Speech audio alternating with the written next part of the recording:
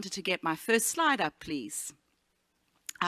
So again, we are tasked to try and give you as much in a very short period of time, and my goal is to give you a little bit of a sense of what is happening at the ALS Association.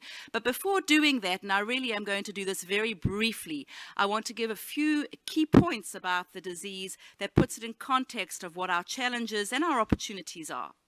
I want to talk a little bit about our strategies at the ALS Association, talk very briefly about treatment development as an introduction to our panelists, and also then highlight some excitement around precision medicine and personalized therapies. So I use this slide often, and there are many different versions of this, but it's only to remind us, none of you in the room or those of you listening in are unfamiliar with ALS. In some way you are affected either personally or a family member.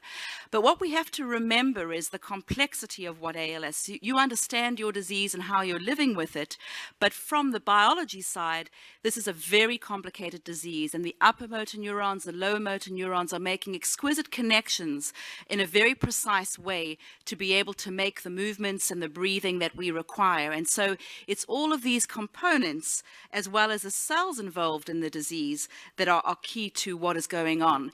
And although we call it a motor neuron disease, and we focus a lot on what happens with these nerve cells that connect from brain to spinal cord to muscle, it's really the surrounding milieu that's incredibly important. And so to your left, and I'm just getting used to where I have all my, here, to the left we have the motor neuron, which is in itself a complex nerve cell with many branches that are connecting exquisitely. You have the astrocytes that are important as support cells, and then the motor neuron, the nerve ending itself, has a very complicated connection with the muscle. So when we're thinking about the disease, we have to also think about the complexity of the biology that we're trying to address. Not only that, many of you are well aware that ALS is not only a motor neuron disease, but is often in combination with frontotemporal lobe dementia. And this, unlike Alzheimer's disease, a little different, is certainly a key component that we have to think about in terms of both living with the disease, managing the disease, and how we think of therapy development.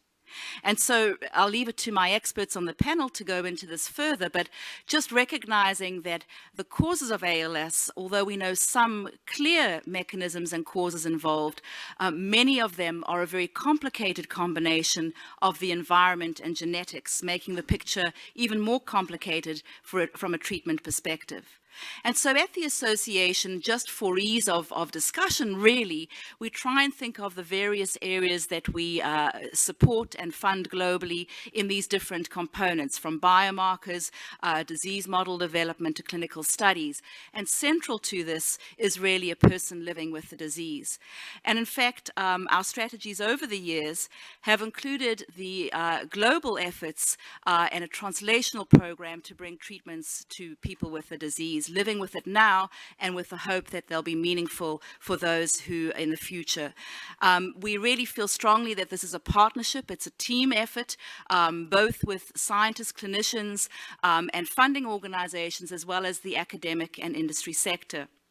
We also feel that by supporting the structure for clinical centers, clinical trials, we can more rapidly expedite clinical trials. And certainly, I'm talking a little bit more here of a US perspective in terms of clinical trials, but I know organizations like the MNDA are very pivotal in bringing the networks together, and groups globally, Leonard Vandenberg amongst others, are very involved in making sure that centers of excellence are central to our treatment development.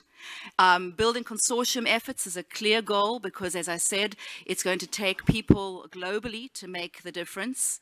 And then finally, although it's easy for us to think of all the brilliant ideas, and we have colleagues to advise us, it surprises me that doesn't surprise me that there are fantastic ideas out there, and we try very hard to strategically fund as well as solicit ideas globally.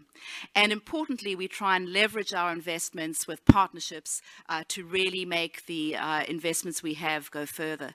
And it's in an audience that is so familiar with this, needless to say that I do think, like we might might say genes have changed how we look at ALS. I think the ice bucket, the ALS Ice Bucket Challenge, has changed the world of ALS, and in some ways brought us together globally, because people living with the disease now know that globally people are understanding the disease. They understand ALS and not only motor neuron disease. And so for us, it's been great in terms of really bringing teams together and, of course, increasing funding. And so in thinking about how do we wisely use ice bucket money, and many of us, and I don't stand here alone to say this is how one might reflect, in thinking carefully of that strategy, we think about then, why is it that so many treatments have failed? So many of you are frustrated to hear of potentially this treatment, and then a trial goes on. Biogen is the most recent big example where they had the dexpramipexole trial and that failed. Why do they fail? And so is it the target that is actually the challenge? Are we getting the right target? Is the drug treatment approach correct? Can we actually measure the effect once we have a trial and we say, well, is that we can't see a real change in survival, but maybe there's an effect on an individual person? Has the disease been diagnosed too late? Is this really not just one disease, but a very heterogeneous population? And of course, is one treatment sufficient?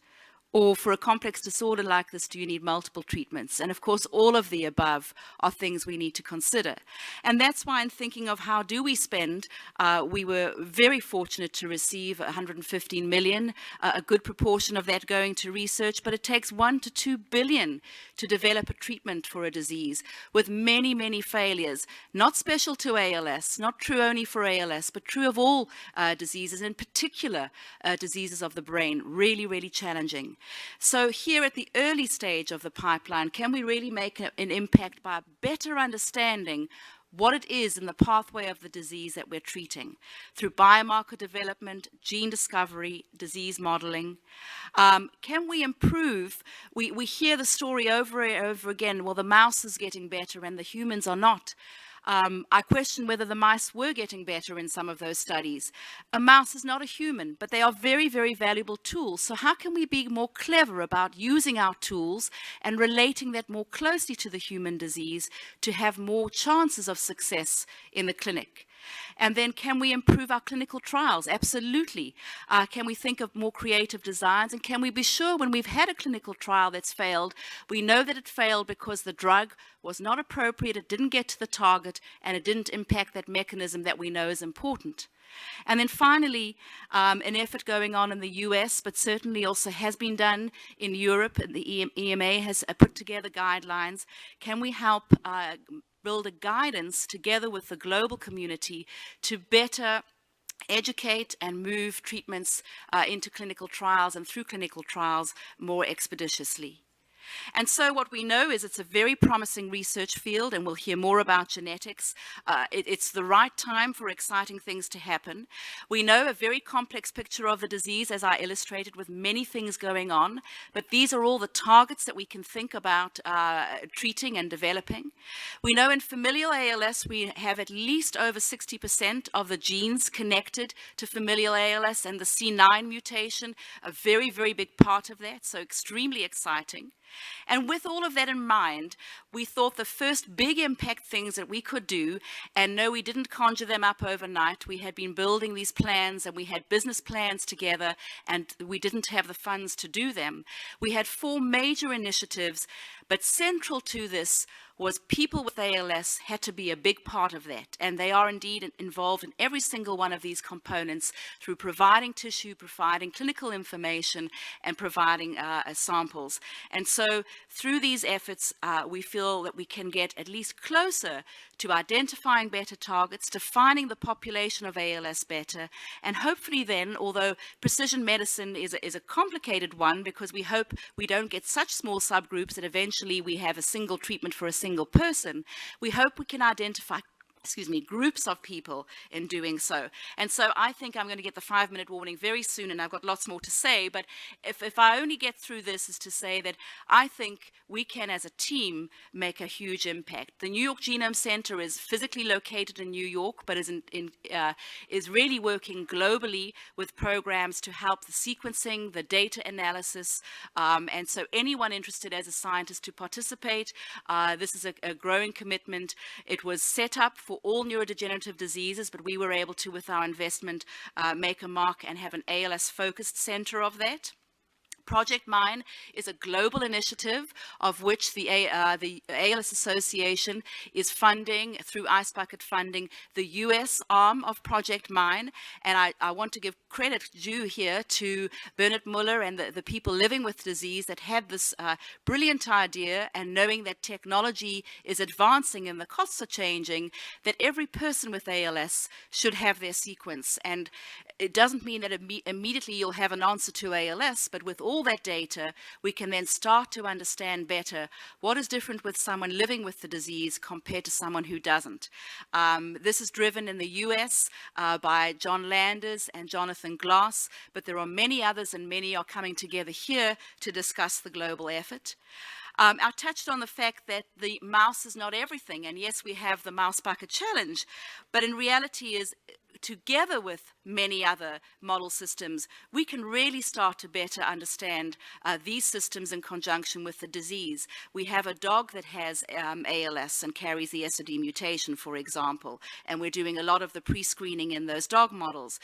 We also need to use the imaging opportunities and also the cells from patients that can then put the picture together. For this reason, and together with Steve Finkbeiner and others, we built the consortium in California, and we also have a core now in California led by Clive Svensson, and working globally with a team to help standardize protocols. We have many other centers that are involved in developing IPS lines. This is just one that we are significantly supporting, and we brought all those centers together to give us more of a sense of how to more quickly develop motor neurons in culture and standardize it so that when one industry is using it for a drug screen, this could be comparable to other work being done elsewhere. ALS ACT is a partnership with the ALS Finding a Cure Foundation and GE, who is very focused on imaging in ALS, and so we have many components to that program. And then just after the Ice Bucket, to be able to solicit more broadly, we set into place many programs. We received over 700 letters of intent, 230 full applications. These are in different categories listed here. And importantly, we had more than 50 specialists involved in the review, and we've issued 70 new awards in all of these different areas. And so, again, it's because of the partnerships we've been able to leverage so many different things. And I did want to, before I get to the concluding remarks, just thank all of those involved in advising and doing the reviews. It certainly was a very much a collective effort. So a few remarks on developing treatments before I lead into my colleagues. One of them is the impact that organizations like ourselves can make, in fact. And so this is an example and really exciting. It shows what we can do involved in the nonprofit area to push drug development forward. So in 2004, we funded an academic group working with ISIS Pharmaceuticals to develop an antisense technology. This technology had never been used for a neurological disorder. And in fact, we didn't have programs at that time that could fund that kind of an initiative, because in fact, the initial cost came at $400,000. Then the primate study came out at $750,000. Amounts that were at that time well beyond what we had initially put into our programs. But through a partnership with the industry and other funding organizations, the MDA in the US and NIH, we were able to de-risk this opportunity such that in fact now this antisense technology will shortly be in trial for a second time, but now completely taken up by the cost of it by a partnership with Biogen, IDEC and ISIS. Very simply put, it is a way to shut the production button of a protein that you don't want. And in fact, what is so encouraging is that you can actually then put this in the trial. It's put in intrathecally in the space around the spinal cord, and it gets to all the cells that are affected in the disease. This was the pivotal experiment that Don Cleveland, Richard Smith, and then later Tim Miller did to show that this was a technology that was feasible for neurodegenerative diseases, and in fact now is being used in Alzheimer's and Huntington's, in spinal muscular atrophy. So an impact in the ALS field has broad-reaching impact.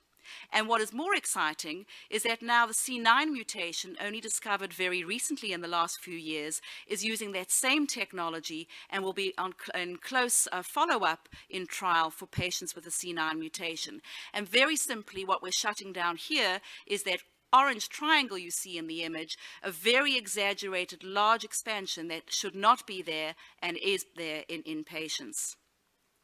So what we have been able to do with that first seeding opportunity is to really escalate what we can do in this program. And we now have 9 new contracts through Ice Bucket funding this year. One of them is focused on developing a treatment for C9, but a different approach to the antisense, and this is in partnership with a Swiss company, Neuroimmune. The other is 2 gene therapy approaches, one with Treeway, the founder of Treeway, Bernard Muller, who founded Project Mine, and Voyager Therapeutics, a genetics company in the US, in Massachusetts. A very interesting scientific phenomenon of nuclear trafficking. We'll hear a lot more about at the symposiums coming up. And a company who has cancer compounds is looking to see if this might be effective. TDP-43 efforts, this is also funded by the NIH with Aquina Pharmaceuticals. And then new delivery systems, GSK, and a small molecule inhibitor of C9. I'm going to close with, I hope I've got 2 more minutes to just very briefly tell you about personalized medicine. And not that we're going to give every single person a different medication, but to recognize that there might be clusters or groups of it. And this is one project done by NASM and GE in a partnership through the ALS Finding a Cure Foundation under our program called ALS ACT.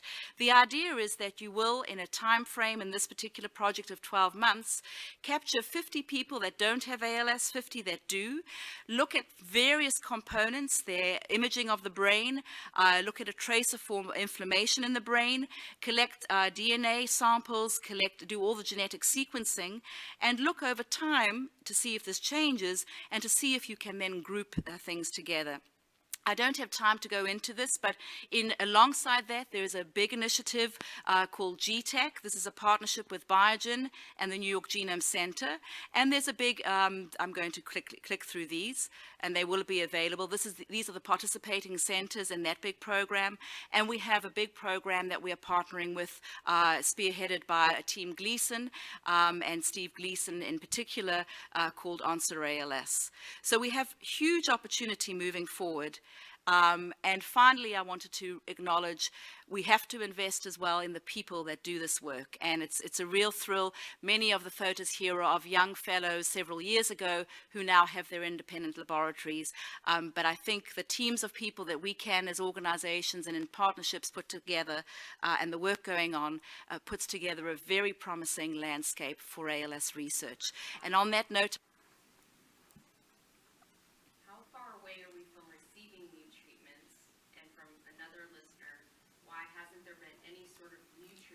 I'd like to comment, and then I'll hand over to Dr. El-Chalabi. I think that we can be very, very optimistic and positive.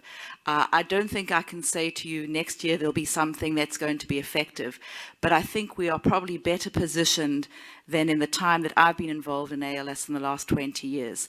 One, there are more funds. Yes, never enough, but significantly more. I think as a community, we are really much better kernelized around this disease. We are partnering with industry in a much bigger way. I'm amazed how many companies are committed in this space, from small to large. Biogen could have walked away when DEX failed, and they haven't. Cytokinetics is really moving into a phase 3 trial for something that might have huge impact on quality of life. So I think if we're going to find something, we are going to make progress in these few years. And I feel it's really because of the team, because of the recognition globally that there are opportunities that we can all work as a team together. So I feel very, very optimistic, but that isn't an answer that it's here tomorrow. Along the theme of TDP-43, that although we don't have the perfect models yet for TDP-43, many more are emerging, and I think there is a lot of emphasis in academia and industry to find therapies to use TDP-43 as a tool. And I think in combination with cell lines from patients carrying these mutations and others, I think we're going to make quite an impact. So although I think we're learning, as Dr. Benneter expressed, the challenge is we're already moving in the direction to fill those gaps and build those tools. So I think in combination with being more aware and building those resources, I'm sure we'll make a huge impact. My question is pretty much what she said just now. So she had undergone autologous bone marrow mononuclear cell therapy. We've had a lot of discussion today about the genetic reasons behind ALS. So I would just want to know, what are your thoughts about autologous stem cell therapy? And it surely has shown good results with her, but from the wider scientific point of view, what do you think about this? It's open for everybody, whoever would like to answer. I can make a quick stab at that, and then I'll move it along. I mean, I think we obviously haven't spoken about stem cells on the panel, not because that is a potential opportunity for therapy. We just had to make some choices of what to discuss. That said, there are certainly various trials. I can't speak to the treatment and who's taking care in this case here. They are still experimental. It's unclear what the benefit will be. We have trials in the US. Obviously, Brainstorm is an autologous stem cell trial. I think it's unclear yet to say, and just as Dr. Bedlak addressed, it's sometimes a question of numbers, because is it in one case really the stem cells that is helping, or is it just the progression of the disease? With autologous stem cells, one idea is that you're getting some extra factors that are helping protect the nerve cells. Some of the autologous stem cell approaches are modifying those stem cells, but before re-entering them. I think we're at a very early stage of really understanding what is going on. In the US, the Neural Stem trial, which we as an association and NIH helped fund a lot of the preclinical work, we were pleased to see it move to human trials very cautiously and carefully with the FDA guidance. I think we can say there's one reversal in that trial that people know about and is on our board. And we actually took the approach similarly to Dr. Bedlak. Jonathan Glass thought maybe it was the immune suppression protocol in using those stem cells, not the stem cells, and we're doing funding a small trial in that. So I think it's still very early in small groups of people to understand its impact. That said, I think it's something under careful clinical trials process, it's very valuable to explore further. So that's the start. I don't know if others want to comment. I think from a patient perspective, I know some of you people from Florida remember Chuck Hummer. He used to say, I feel like I've left tissue all over the country. I think people with ALS having to go here to put data in and go here to put data in. If you had to buy a book on Amazon that way, you'd never shop. But I think they're starting to feel like they're leaving their data. So may I address that point? Because I mean, I'll leave it to Dr. Benneter to add as well, because in fact, Dr. Benneter is very pivotally involved. We recognize that it might feel that there are many things, and that's where we have initiatives that are overlapping. In reality, there's not one way of doing this, and in fact, being global, there are many initiatives going on. And part of our role in working with clinicians like Michael and others, we're trying to make sure that these things communicate. And we've just worked together on a white paper for biomarkers that will come out with a concept of the spoken hub type of idea. Ideally, yes, maybe one world would have one thing that's centralized. On the other hand, actually, there's valuable bits to each of them. So our goal is to, as a community globally, be able to connect these things. Some things, for example, are the GUID, that's an identifier so that things are not replicated. We very carefully are involved with this, with the New York Genome Center efforts and Project Mine and others. And in reality, it's the value that each of these bring and their intersection that make it more valuable. So no know, patients don't have to go to 10 different places. They will be interconnecting their data. And yet they might have wanted to go to 3 or 4 different places, and we will identify that they are interconnected. So we are working together to merge things. Everyone might have a slightly different style, but with Neurobank and initiatives that are becoming very much more interconnecting, I think we have a huge opportunity. And I do think this is not duplicating. One added to that, where we're collecting samples through New York Genome Center, Answer ALS, GTAC, and we have Project Mine. Reality is that we are going to have to validate studies. We are going to have to be able to be absolutely sure that this particular gene is linked to the disease. And one of the biggest things we all talk about as a community is having good control populations to compare with, because little changes, and I'm not the geneticist, I don't want to talk for Dr. Al-Chalabi, but little changes are in the general population. How do you compare? So I do think that these initiatives are going to intersect in a very meaningful way, such that every single study has a value. Kathy, I think you're right. I mean, one of the things that we need to start looking at, by the way, I'm Barb Newhouse from the ALS Association.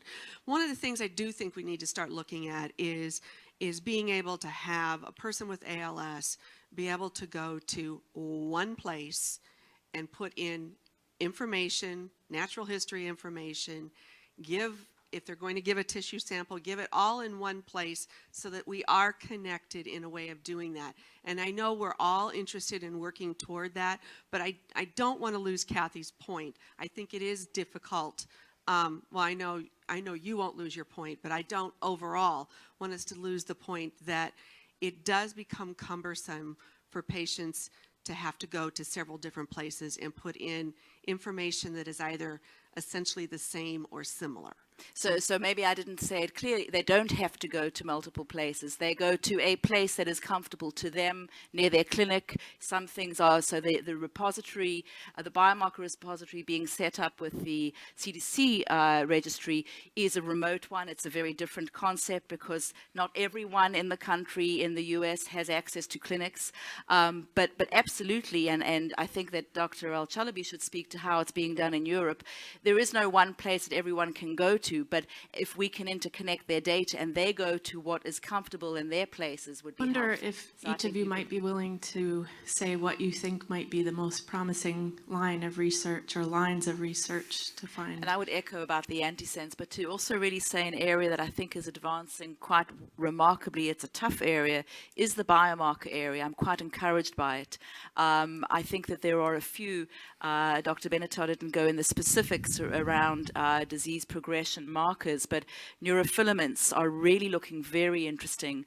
Iron horse diagnostic is one example, but I know there's huge work going on in Europe where we're looking to validate the neurofilaments as a potential. And what is clear is that they seem to show prognostic, so how quickly the disease will progress. So talking to Dr. Bennett's idea that you might group those kinds of groups together, so another defining marker is one example. There are many others that are being tested that might be of value. A marker in the urine we'll be seeing more data of. So I'm very optimistic. It's a very difficult area. Even in Alzheimer's and other neurodegenerative diseases, we struggle with that, although there are things emerging there too that I think we have hope that that might change our clinical trials trajectory. So optimistic about that.